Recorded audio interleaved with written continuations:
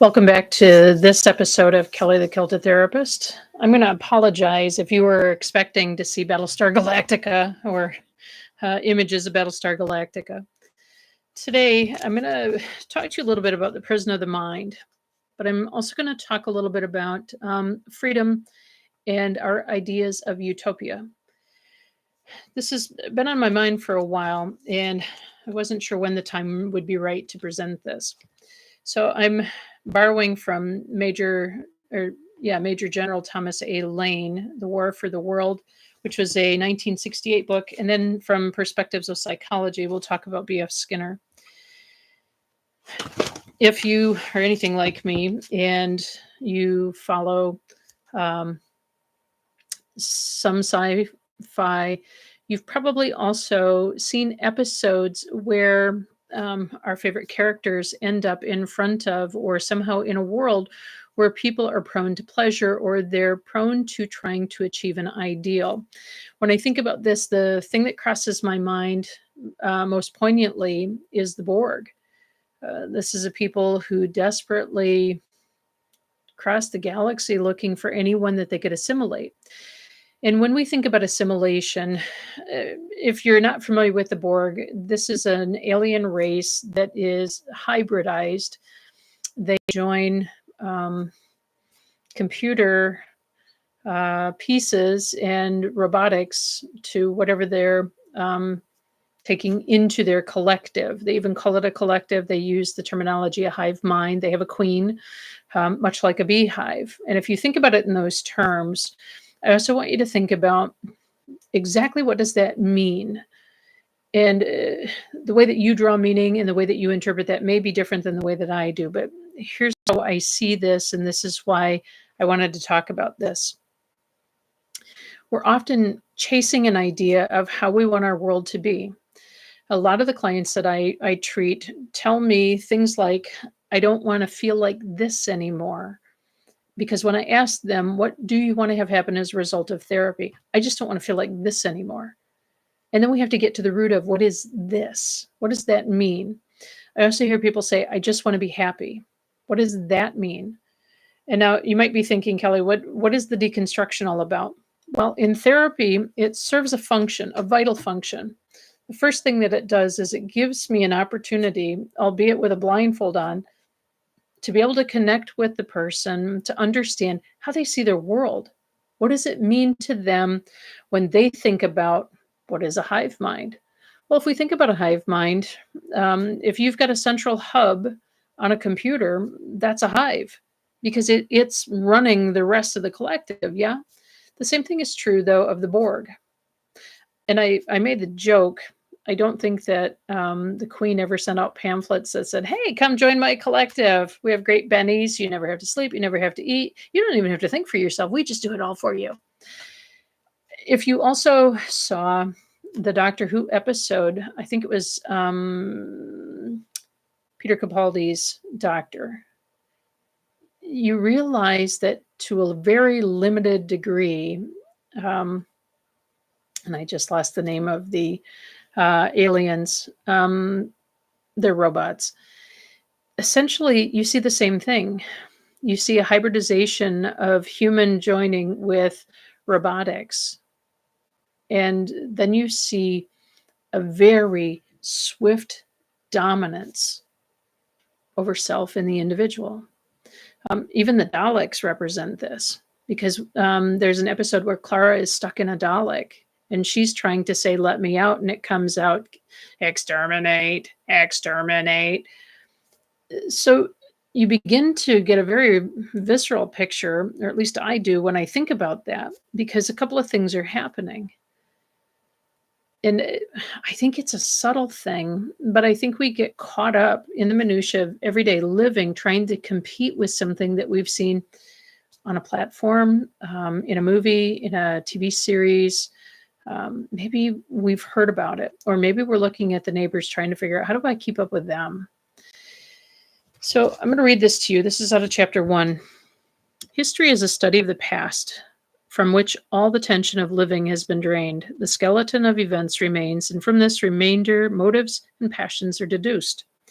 Explanations are made. It's widely accepted that history cannot be written currently. We're presumed to be too close to the event and too involved in the emotions of our time to make objective judgments. Perhaps this is all illusion. When the historian writes the history of the dead past, there is no witness to point out his errors of judgment and interpretation. If he draws a credible relationship of people and events, he's widely accepted. But error can easily be made credible. I'm going to stop there for just a second. Sound familiar? There are narratives, and then there are people who will deny that they said or did exactly what they're accused of and exactly what we all heard and saw them do. People do this really readily. It's a self-preservation move in some aspects. And when I see it in mental health, I start to get very concerned because a couple of things are happening with this individual that I really need to pay close attention to. When the historian writes of current events, apparently credible explanation of people and events is open to challenge by witnesses. The scene becomes a court of law in which all interested parties may appear to give their explanation of events. In this case, the historian who first constructs an account of events submits his views to attack, which may refine the truth from his effort. Now, remind you, I've talked in other videos about the fact that when I would show up to crime scenes or pretty much even accident scenes or anything somewhat traumatizing, you'll hear as many different versions of what happened. In almost every instance, it will tell you something and you'll wonder if they were even at the same event as some of the other people that were there, because it's all filtered through our lens of perception, our perspective, and our belief system.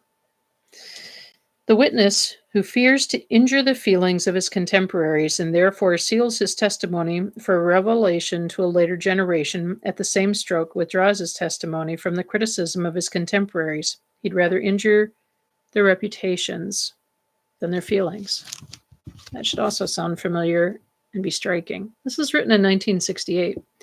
It appears more wholesome to write our history in the present, to give every witness his chance to let the great achievements and the great mistakes lie side by side, to face the testimony of the living.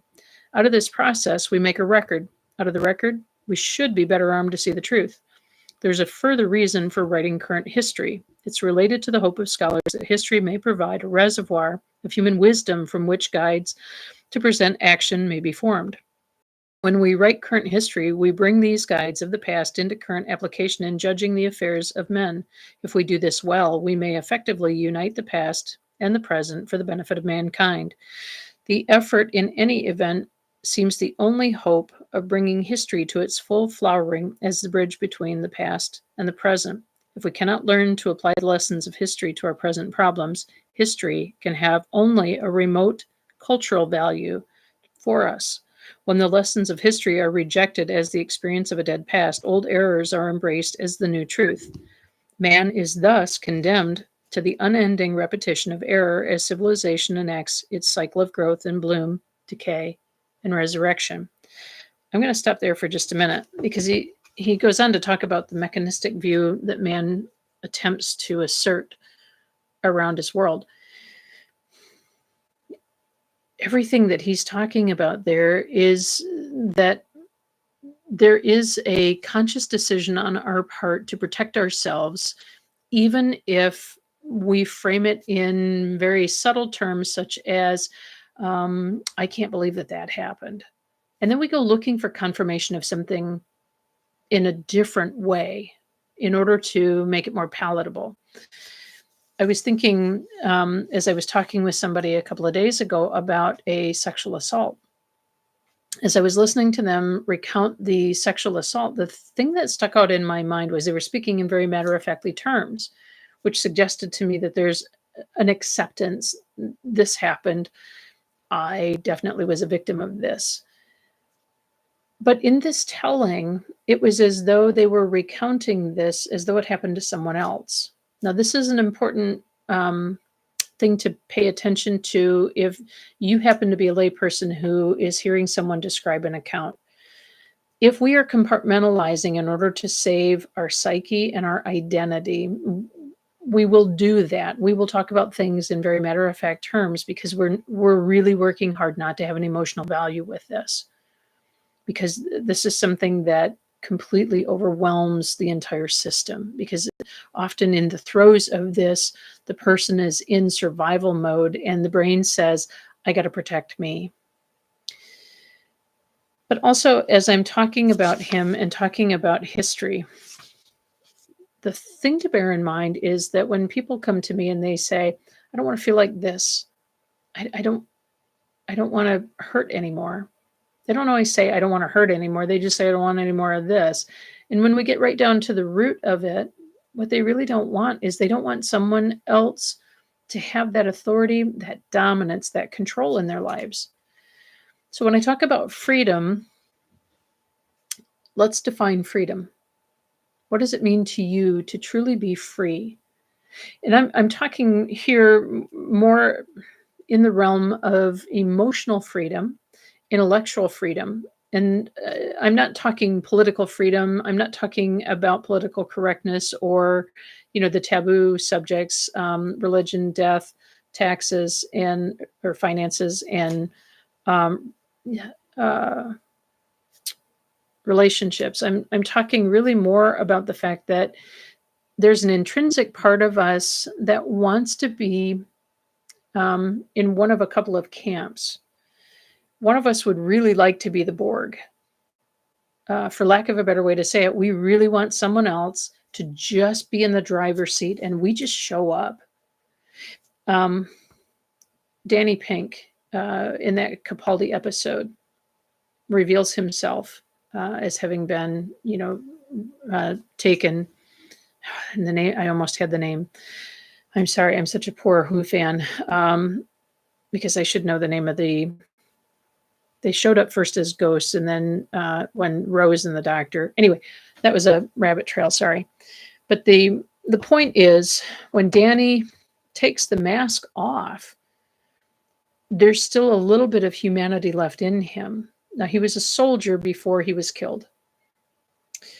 That's an important thing to pay attention to, because the complexity of his identity in that suit of armor that is enmeshed, now integrated into his body, has completely dominated him, except for this tiny aspect of him that loved Clara. Some of my clients are just like that.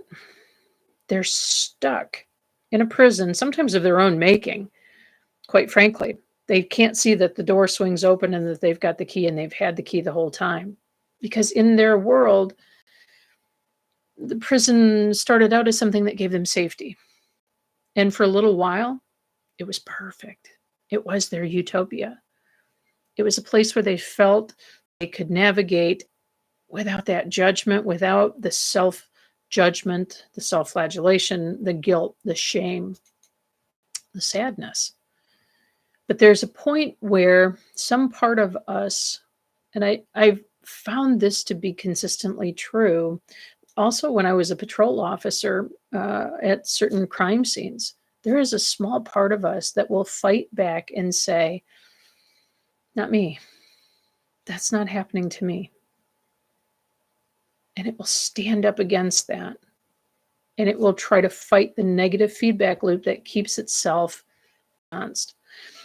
I almost put up the thumbnail of the utopia of New San Francisco in Star Trek, because I thought about the narrative and I thought about the writing. And a lot of Gene's writing was about achieving an ideal society, that utopia, a place where mental health really wasn't as much of a thing, even though Deanna Troi showed up on a ship and we hadn't seen a ship's counselor until then. Makes you wonder, doesn't it? What happened that suddenly Deanna Troi shows up on a ship as a counselor? If we think about it, the aspect of having a counselor on a ship is hugely significant, because as long as there have been doctors in the military, there have been also, I forgot that word too, having a senior moment, I guess. There have also been people who act as counselors within each of the branches of the military in an effort to try to salve a wound immediately after combat or at some juncture. Because interestingly enough, when I was doing my graduate work, I had been looking for the earliest evidence of what was done to treat shell shock, or more colloquially, during the Civil War, something called cannon shock. Because if you were around the loud cannons, apparently it would disrupt your equilibrium. And the one letter that I read was fascinating, because the doctor at the camp said that, first of all, the young man couldn't hear in spite of the doctor shouting, which was puzzling to the doctor. He's standing next to a cannon, dude.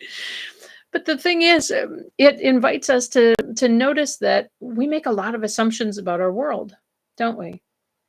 We assume that if I just give in, let somebody else be in the driver's seat, everything's going to be fine, because that other person is going to have my best interest at heart.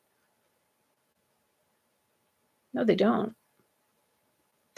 Because I'm sure that the Borg Queen isn't thinking about what's important to you when she's having you assimilate and putting you in front of danger to preserve her. So I think you're beginning to see from the word pictures that I'm painting how mental health is a lot like being in a Borg collective, because every community that we're in, you have people that are striving for some type of perfect little world that makes sense to them, gives them a sense of safety, a sense of comfort, a sense of acceptance, and a tribe. Psychologically, we know what this is, because we don't, or Daniel Kahneman looks at this in a lot of his work, in and out group socially, because ultimately what to achieve is that acceptance and be acceptable. This is why social anxiety is such a problem right now. And when social anxiety shows up in my office, a couple of things happen. One of the things that I first do is try to help that person feel okay being in front of a therapist. Because first of all, you got to feel safe in your skin long enough to be able to tell your story. Now, some people get in there, they word vomit, and then they don't have any memory of what they told me. That's normal. Please don't think that that's not normal. That is totally normal. The first few times that this happened, I found myself kind of devolving back into my cop role and thinking, I'm getting the elements of things here. And then I realized I'm not listening for a crime. I'm listening for the elements of what is the event that happened? What is the significance of that socially? What is the significance of that in terms of emotion? How are they framing that? What is their belief system around this? What are the supports around them? Encourage them and buoy them when they're at their lowest, or when they're struggling the most. See, this is why when we talk about conditioning, operant conditioning, which I'm going to talk about Skinner here in just a few seconds, what I'm inviting you to acknowledge is that a lot of the behaviors that we experience are very normal. Sometimes we think, oh, that makes me crazy, or I sound crazy, or we're asking people, does that sound crazy? Because it feels like it. It's unsettling. It's something that is so disconcerting that it causes us a little bit of panic and a little bit of fear. The other thing, now, truth be told, what the major is talking, or Major General is talking about here, he's actually talking about the social fabric that is influenced by the written word and by the testimony of others. He's talking about it in the grand scheme of, well, let me go on to read. He says, man cannot accept so mechanistic a view of life. He must see that in the history of the decline of past great civilizations, there's a key of wisdom and prudence which will keep his own civilization in healthy growth. The quest is to find the key. There's a flow in history which gives an impression of continuing change. This is drawn from man's position at the center of history. Man is the constant around which the change occurs. History is the pillar on which we are building, made of old brick and new brick, intimately related in every generation, not merely to intellect, but to all of men. Societies of the past made the pillar. Society today is the product of it. Man is the constant. He moves through history, building and destroying, learning and unlearning, sinner and saint, but always the same human being with physical, intellectual, and spiritual powers, essentially constant in capacity throughout recorded history. It is this constancy of powers which makes Thucydides as timely as Toynbee, St. Paul as timely as Pope John the 13th or 23rd. This is the one constant from which we can explore the kaleidoscope of events and test the rationality of what passes as history. It is the frame of history. Man seems unaware of his own limitations as he gains knowledge and understanding of the physical world, as he conquers flood and famine and disease, as he changes his environment and his mode of living. He cultivates an illusion that his essential powers and capacities have been enlarged. He believes that his perception and judgment have been improved, that he will not make the mistakes so frequently recorded in history. This is the pride that goes before the fall, for it is only when man can bring to present issues an awareness of the vision and wisdom of the great men of the past and an appreciation of their achievements that he will improve his prospect of finding wise solutions to current issues. Now, I heard it said, and I didn't take the time to look this up today, but I heard it said that Abraham Lincoln suffered depression. I'm imagining that this probably was a complicated grief as much as it was a depression or a depressive state. It is said that many of the decisions that he made were framed through the lens of that loss. So when we think about a public figure who is in a position who has to make significant judgments and decisions which impact not just a small collective of people, but an enormous body of people, we begin to see that there is something that attacks the psyche. Now, could a Danny Pink, who's been taken over, who only has that little bit of hope for Clara and love, is that enough? Because the challenge for that person is constantly life, death, sadness, acknowledging the sadness. When I sit who present with grief and complicated grief, there is an overwhelming desire to memorialize the person. There is a significant desire to honor this person and to keep their legacy alive. People don't want them to forget. Well, they don't want people to forget. I was reminded of this again today when I took my mother to my grandparents' grave up in Tuscola County. Actually, I guess it's just into Huron County. But the point is that my mother stood for some time, then sat down, looked at the headstones, read the dates out loud. And she said, my mother loved to walk over here when she was a child, and she would spend hours here reading. It's interesting to me that my mom doesn't talk a lot about her mom. My mom is 92 and has dementia. But when I go to Croswell and take my mom to where my dad is buried, my mom always wants to drive past the family farm where she grew up from the age of 9. And when we drive by the house, she'll say, my mother was always known as Little Bertha because she was the baby of the family and she was so intelligent. In fact, today my mom told the story again, and it was beautiful to hear it because it was a testament of how much my mom loves her mom. And I loved my grandmother. What a brilliant woman. You know, she was frail, tiny, petite little woman, but she was so smart, so well-read. But she was also a prisoner. When my grandfather died in 1980, my grandmother suffered immeasurably. I didn't understand what was happening. I was just young. And then 2 years later, my grandmother passed away from a broken heart. But my grandmother loved my grandfather infinitely.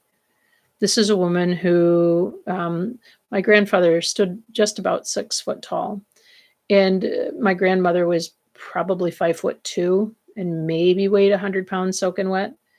She would help my grandfather after his stroke. to stand up, to transition from the wheelchair to his recliner, to the toilet, and then to bed at night and up in the morning. And she did this by herself every day. That was a testament of her love, but it was also a prison of her own making, because over time she lost her own identity, but not in the way that you think. Her identity shifted from mother, grandmother, sister, mother-in-law, neighbor. It shifted. And I can recall sitting underneath a maple tree in her front yard shucking peas and her telling me stories about growing up. And then it shifted, because when my grandfather passed, my grandmother didn't handle it very well. Not well at all. And it really, really bothered her. But what I didn't know until just a few years ago was that my grandmother had several bouts of depression. She had been treated several times for these bouts of depression. In fact, she had even gone to a place over near Saginaw where she had received electroshock therapy. Now, the importance of that for you is to understand that sometimes we can be doing something very loving, very selfless, very kind, and freedom becomes an idea. Because I'm sure that there were moments when my grandmother, in spite of herself, would think, please let this end. But then the next minute, she was right back wanting to be involved with my grandfather. And she would talk to my grandfather, even though my grandfather had difficulty with words and language after his stroke. But see, in that freedom, the freedom that my grandmother did find was when she would watch Little House on the Prairie, because it would remind her of her childhood, when she would read her Bible, and when she would read, there's more stuff here about end times prophecy than some libraries, because my grandmother was hugely reading into all of the end time stuff, eschatology, because it was an escape, but it was also something that further gave her the strength to be able to get up one more time, encourage my grandfather, care for him, love him, maintain her house, which she did by herself a lot of the time. So we do these things out of selflessness and out of love, because it, as the Major General says, man seems unaware of his own limitations. He gains knowledge and understanding of the physical world as he conquers flood and famine and disease, as he changes his environment and his mode of living. You know, when I think about the freedom, because I treat a lot of guys that hunt, and they'll say, you know, the thing that would make this all better for me when I ask the miracle question is, if tomorrow I got up and I had 50 acres and it was woods and I had a little cabin in the middle of it and I could hunt and fish all the time, that would be my heaven. Isn't that interesting? Because in truth, what they're saying is, I want to isolate and separate from everybody else, because the freedom would be, I would be free to do what I want to do. There's another meaning, though, to their freedom, because if I'm living on my own, away from people, no one is judging me, no one is hurting me, no one is doing or saying anything that makes me an outcast. Now, just bear that in mind for a minute. And I'm going to talk to you a little bit about Skinner, because I'm also going to talk about control in another way, because I also see this present in my therapy room. And it's important to just kind of have a conversation about that. So in chapter 10 of Perspectives of Psychology, this is by B.F. Skinner. And he wrote a book. It was a novel. I think you'll be impressed when I tell you this. In the novel, Walden 2, the eminent behaviorist B.F. Skinner depict a utopian community constructed according to the principles of behavioral engineering. These principles are simply the systematic application of the techniques developed by Skinner and his followers in the learning laboratory. They rely heavily on the concept of reinforcement, the arrangement of circumstances so that desired or acceptable behavior is rewarded or reinforced, and thus made more likely to recur in a similar situation.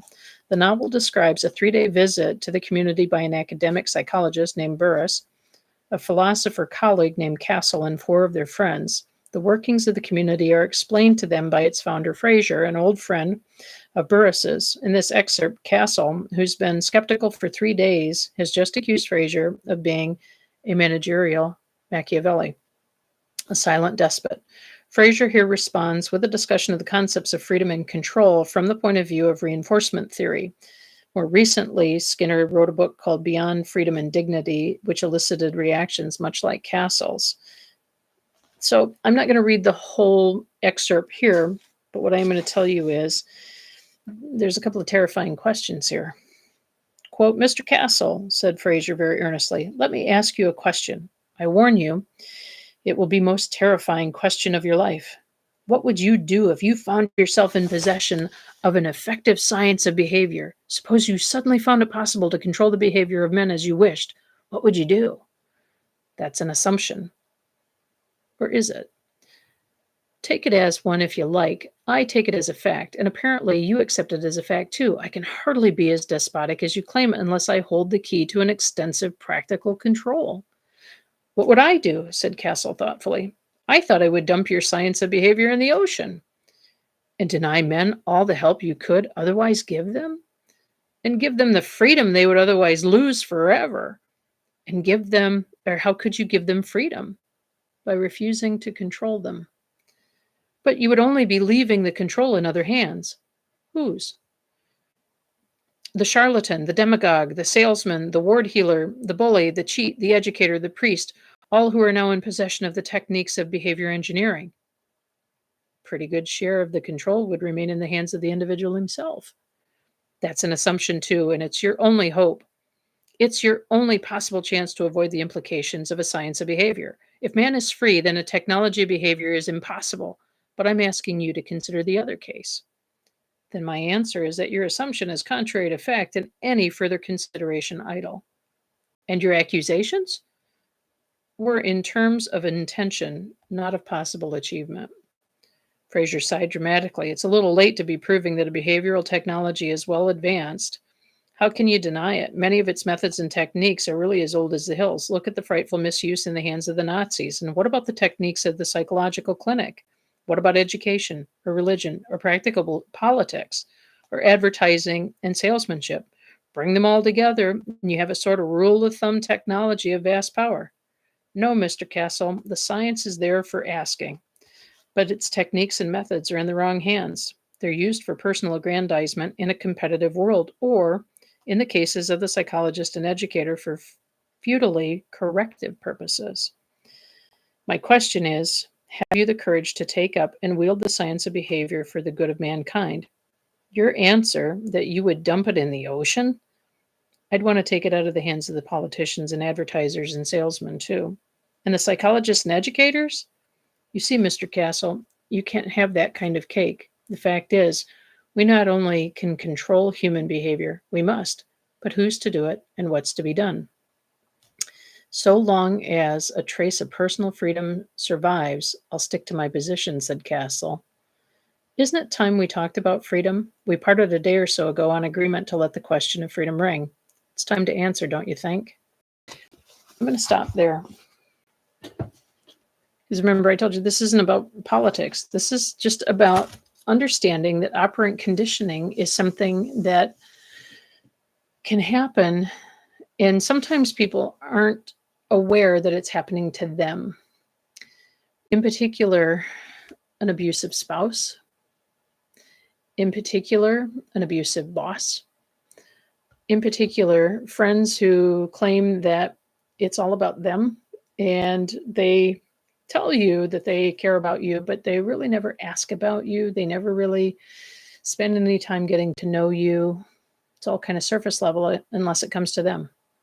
So you see, in terms of freedom, we have to think about freedom and utopia through the lens of who's wielding the freedom and what does utopia really mean. But we also have to think about it from the standpoint of who's trying to take our freedom, in what way, how do we interpret that, and what would it mean to live in a utopian society? Because when I look at New San Francisco in Star Trek, I get a little bit uneasy because I keep thinking it's like so many other science in science fantasy novels and programs that I've seen, there comes a point where malevolence just naturally shows up.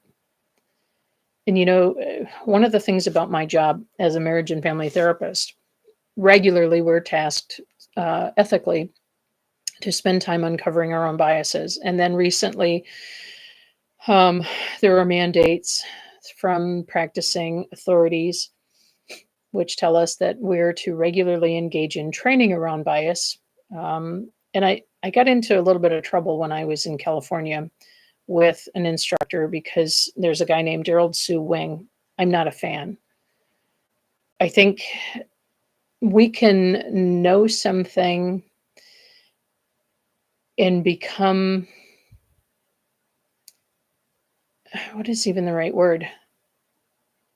I don't know what the right word is to describe it, but we will dig our heels in and we will defend it at all costs because for us, the appropriate thing is that we're trying to coach people into a healthier way of being. But the problem is that it denies other, just like the hive queen, when she just assimilates people. She didn't ask permission, she conquers. We all know somebody like the hive queen. They can't wait to tell you that they're in peace, and then before you know it, they're dominating and beating you over the head with a robotic arm. We also know people who are a little more sly, a little more manipulative. And my point to all of this is, in terms of therapy, clients come in and they report that very real sense of trepidation in being around those people. And often the help comes in the form of identifying, is this a situation? Is this a relationship? Or is there something going on a deeper level that ties us into a belief that holds us into that prison? So if I go back to what I said at the beginning, often when people come in and tell me, I just don't want to feel like that, we identify what's happening for you, what's happening around you, what do you feel like is happening to you? How do you interpret it? How do you know that's what it means? Now, again, I just asked you a series of questions, something to bear in mind. And ultimately, what I'm asking you to do for yourself, whether you find yourself in an abusive relationship at a crappy dead end job, or you're dealing with someone that you just feel is absolutely tyrannical, ask yourself, what is really happening?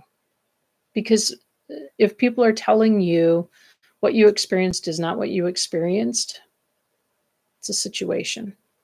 If you start to believe what they're telling you and you start to internalize, it is all my fault and I'm responsible for everyone around me and everything around me, that is also not your responsibility. And I'll share this in closing. An acquaintance of mine told me about somebody who said something very negative about me. And I was kind of amused in the moment when they said it. And this morning I thought about it as I was driving to the market. The thing that I thought about was, first of all, I don't understand their criticism. Second of all, I don't know why you would go to somebody else and say what they said, knowing that at some point it was going to probably get back to me. But then I got to thinking about it, and I had a lot of respect for this guy. At one time, I went to him a couple of times and asked for input about some big decisions because without my dad being around, my dad passed away 6 years ago, but also because coming back to my small town, I didn't have people that I felt I could readily sit down with, have a conversation over coffee and say, I don't understand this. What is happening in this situation, and how do I navigate that, from a perspective of your experience? Because I tend to look for people that have got a lot of life experience, like my Sunday school class. I think apart from Charlene, I'm the youngest person in my class. But the wisdom in that room and the things that these people have been through, I'd much rather hear their perspective about how to avoid the pitfalls that they encountered, just like what the Major General said, because we need to hear those dissenting voices and we need rigorous discourse. Now, the difficulty is that sometimes we really don't want to hear it. Now, when I hear criticism about me or something that I've said or something that I've done, first thing that I'm asking myself is, what was the circumstance? How much did they hear? And, what was my decision-making process at the time? Because we have an idea that we need to set the record straight. When I do couples counseling, this is front and center because everybody wants to just set the record straight. No, that's not how that happened. No, no, no. It was like if you watch the opening scene of Mr. and Mrs. Smith, when Brad Pitt is trying to describe the beginning of their relationship, it was 5, maybe 6 years ago, or maybe it was, I don't know. And his wife says 6. And he says, yeah, 5 or 6. Because there's a need to set the record straight. We need people to understand the fact, which is kind of in the face of what the Major General said. But we also want it to be accurate and we want it to be factual. Unless we're not completely transparent. And there are those people who will convince people they didn't experience what they experienced. And I treat a lot of those people, both sides. The difficulty with both sides is figuring out what is the core injury. What is at the heart of why they're behaving the way that they're behaving? And how did they learn that this is true for them? And I tend to try to encourage clients to seek objective truth. That's really hard because we live in a society that does not value objective truth. It says, I like subjective truth. Now, I was going to talk a little bit about culture and identity, but this is getting a little bit longer than it needs to. And I don't want to keep you all night long listening to me ramble about something that I think.